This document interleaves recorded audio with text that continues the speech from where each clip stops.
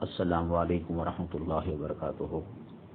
معزز احباب کرام، میرے متعلقین محبین، کرم فرما اللہ تبارک تعالی آپ کے روزوں کو قبول فرمائے، رمضان المبارک کی عبادتوں کو اللہ قبول فرمائے، اور عید کو جو سنتوں کے مطابق پڑھے اس پر اللہ تعالی مکمل اجر و ثواب نصیب فرمائے۔ عموماً عید کی نماز کے بعد عید کی مبارکبادی دی جاتی ہے۔ میں بھی آپ تمام حضرات کو عید کی مبارکبادی دل سے دیتا ہوں، صمیم قلب سے دیتا ہوں۔ اللہ تبارک تعالی عید کی سنتوں کو قبول فرمائے اور رمضان المبارک کے آخری عشرے میں اور عید کے آس پاس کے دنوں میں عید کی مبارکبادی میں کچھ تحفے کے طور پر دی جاتی ہے۔ حضرات، میں اس سے بڑا کیا تحفہ ہو سکتا ہے؟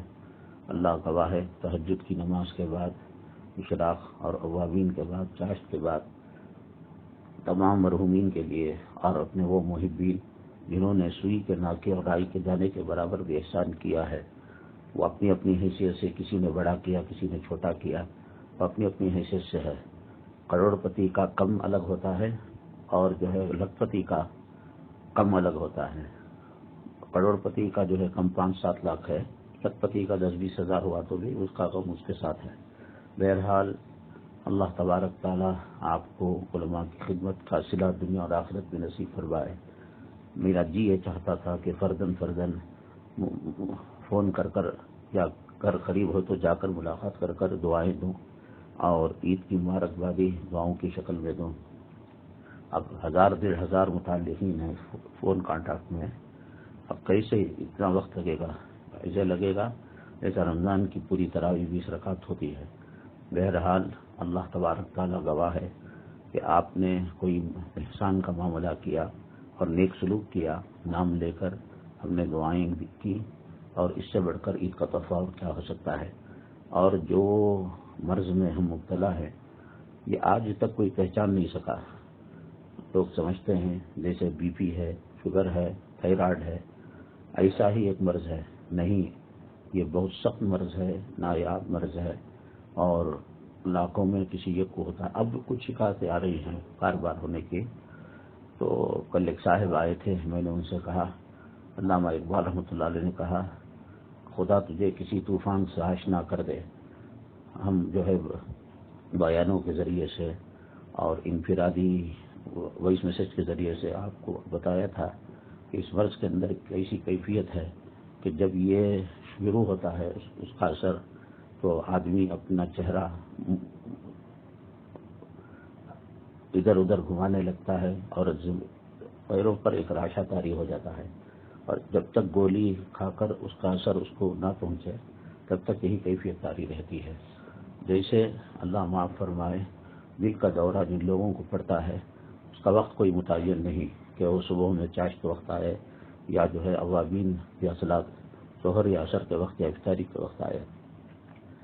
گاہک کا جیسا مسئلہ ہے، موت کا جیسا مسئلہ ہے، انتظار، اور کوئی اس میں آدمی پکا نہیں بول سکتا کب کیا ہونے والا ہے۔ بہرحال آپ کی دعاؤں سے پورا رمضان المبارک اعتکاف کے اندر بیٹھا تھا، اور تلاوت اور ذکر و اذکار کے ساتھ ہم نے جو ہے آپ کے حق میں دعائیں کی، آپ کے گھر والوں کے حق میں دعائیں کی، مرحومین کے حق میں دعائیں کی۔ اس کا پتہ آج نہیں چلتا، قیامت کے دن لگے گا۔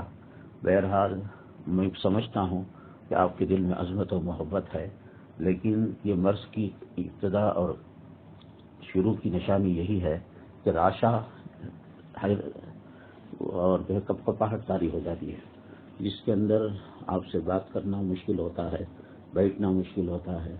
اللہ تبارک تعالیٰ اس مرض کو جڑ سے ختم فرمائے اور ایسا جو ہے بشاشت طبیعت میں نصیب فرمائے کہ ہم آپ سے اور آپ کے متعلقین سے، ہمارے متوسلین محبین سے گھنٹوں بات کر سکیں، جیسا جے نگر نئی ملاپ نورانی مسجد میں ہوا کرتا تھا۔